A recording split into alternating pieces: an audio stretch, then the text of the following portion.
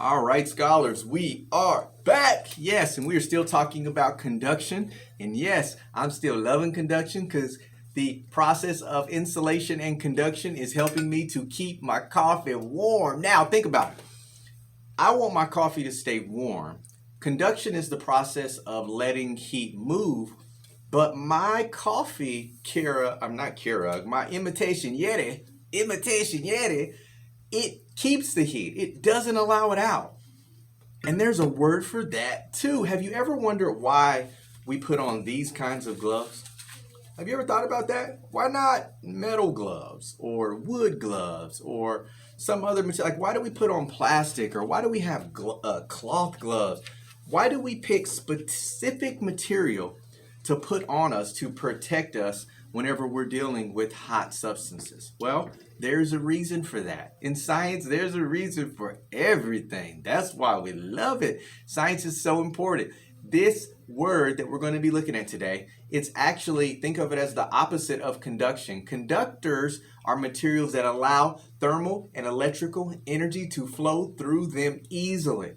There's another word called an insulator. An insulator, they kind of keep it in. They do not allow the energy to flow through them easily. And guess what? This glove, and all other materials that we use to keep us from burning ourselves whenever we're touching hot things. The oven mitt that we use at home, your mom's got the oven mitt, it looks like all of your fingers are like burnt together. That is all made of materials that insulate thermal energy, meaning that they do not allow the thermal energy to go through. So this beaker is hot. It's hot. I can see that it's hot, but I don't have to worry about burning my hands when I touch it because I know that these materials are insulators, meaning that they are not going to allow the heat to move easily from this cup into my finger that is behind the glove. So I can grab them, I can hold them, I can set it down. I can grab it, I can lift it, I can set it down. We can alternate hands. It's good to go. And I can do this all day long because I have on the proper safety equipment to protect myself. And that's why science is very, very important. Science gives us information that we can apply in the real world in various settings to be able to protect ourselves, to be able to discover things, to be able to increase in knowledge. Now, how can we test to see if a material is an insulator or a conductor? Well, one way that we can do that is we've got this beaker, and this beaker is sitting here, and it has thermal energy is being conducted through it. We can see that. It's very evident. The hot plate is on. The beaker is sitting on top of the hot plate. We've already seen that we know that the thermal energy is moving up. The thermal energy is moving up. And if we put enough thermal energy into the water we already know is going to change states from a liquid into a gas called water vapor.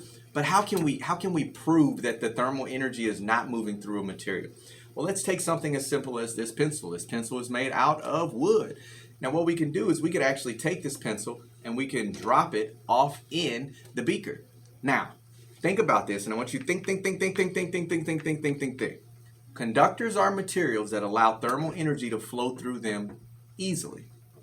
Insulators are materials that do not allow thermal energy to flow through them easily.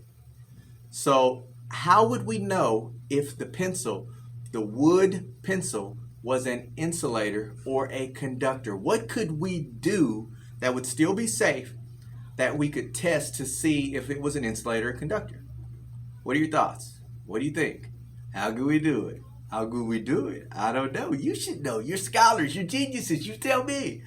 Here it's simple. Now, one, I'm not going to touch this glass because I know that the glass beaker is really hot. It's hot. Now, but what I can do is I can touch the tip of the pencil. Now, answer this question. If I touch the pencil, the tip right here, and I feel warmth, will I classify this wooden pencil as an insulator, a material that does not allow energy to flow through it easier? Or would I classify it as a conductor, a material that does allow electrical and thermal energy to flow through it easily? So I'm going to touch it, and then you're going to tell me, how should I classify the pencil based on the description that I give you, based on what I tell you is happening? Okay. So I know that there's thermal energy. I can feel it. It's hot. It's a lot of thermal energy is rising. So I'm going to touch the pencil. Oh, I feel nothing at all. The pencil feels just the same as it did when I originally put it off in there. I don't feel any heat. I don't feel anything. All I feel is the smoothness of the material. I was gonna say wood, but it's probably some artificial material that was made in some factory somewhere. But I only feel the smoothness of the pencil material. So is that classified as a insulator or a conductor? That's your question for the day. That's what I want you to write about. That's what I want you to think about. That's what I want you to talk about. I do not feel any thermal energy moving through this pencil. None, none, none, none, none, none, none, none, none at all. So would I classify this pencil as an insulator or a conductor? Make sure you're able to tell me why. Use your descriptive language. Put it in a paragraph, whatever you have to do. Draw it with a picture and a diagram, whatever way is easiest for you to express your understanding, to express your learning, to show me what you know. Scholars, you do your thing. I'm there for you. I'm there for you. Have an absolutely wonderful day. Hope you enjoyed learning about conductors and insulators today. One more time, just show for the go. Remember that a conductor is a material that allows electrical and thermal energy to flow through it easily, but an insulator is a material that does not allow the energy to flow through it easily. It doesn't allow it. It slows it down. It makes it difficult. All right.